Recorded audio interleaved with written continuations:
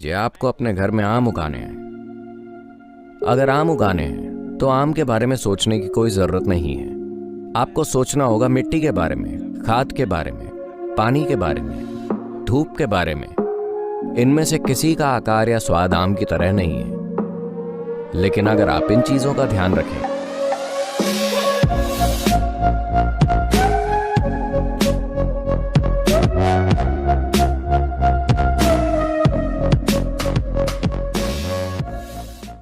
जब हम लक्ष्य की बात करते हैं तो हमें समझना चाहिए कि आप जहां हैं वहां से अगर आप अपने जीवन का लक्ष्य तय करते हैं तो आप सिर्फ अपनी मौजूदा समझ और जानकारी के मुताबिक ही लक्ष्य तय कर पाएंगे, है ना?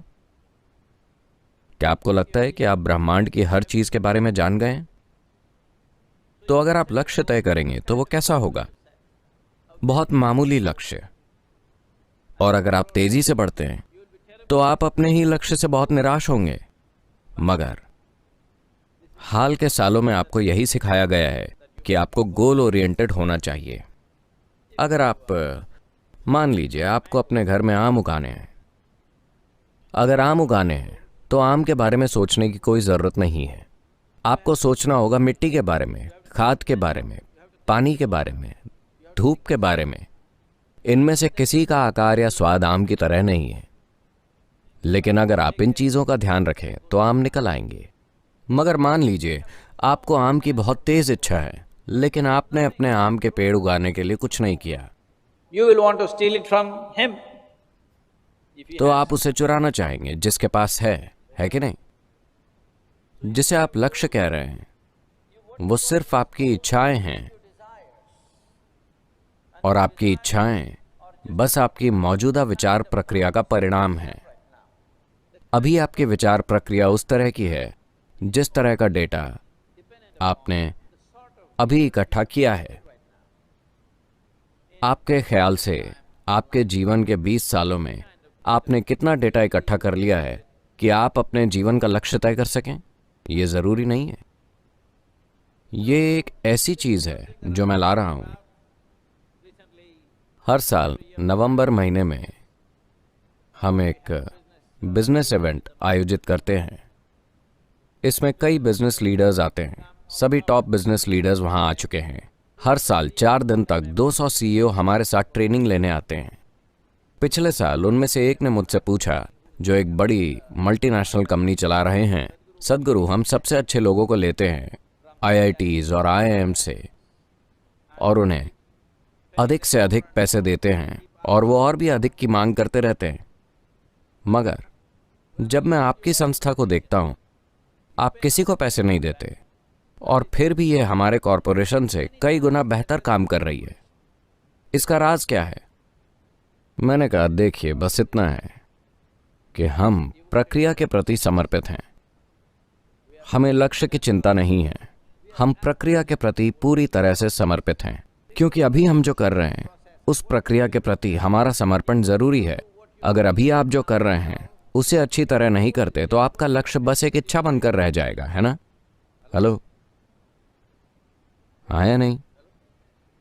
आपका लक्ष्य बस आपके मन में बनी एक इच्छा बनकर रह जाएगा और वो आपका भी नहीं है। And that is not even yours. Your goals are all borrowed from 10 other people. आपके सभी लक्ष्य 10 और लोगों से उधार लिए हुए हैं। आजकल जो ट्रेंड है वही आपका लक्ष्य है। मैं युवाओं से कहूंगा कि लक्ष्य तय मत कीजिए।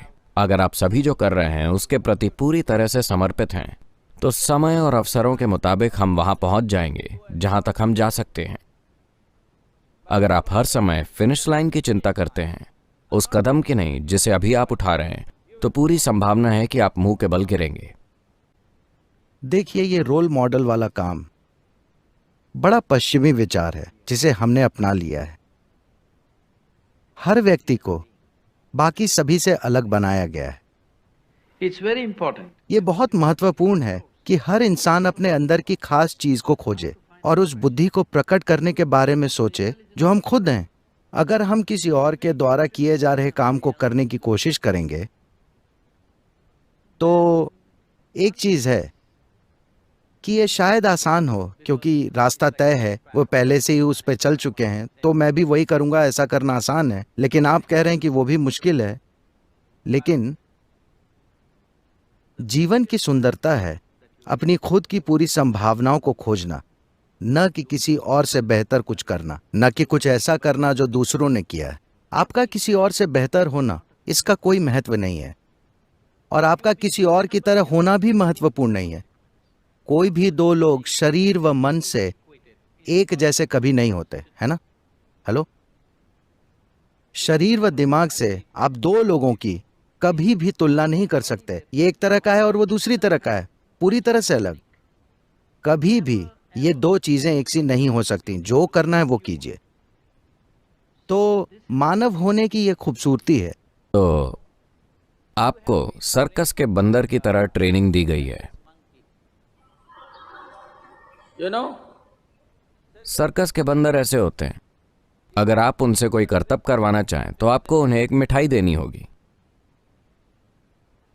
वरना मैं नहीं करूंगा। एक और मिठाई।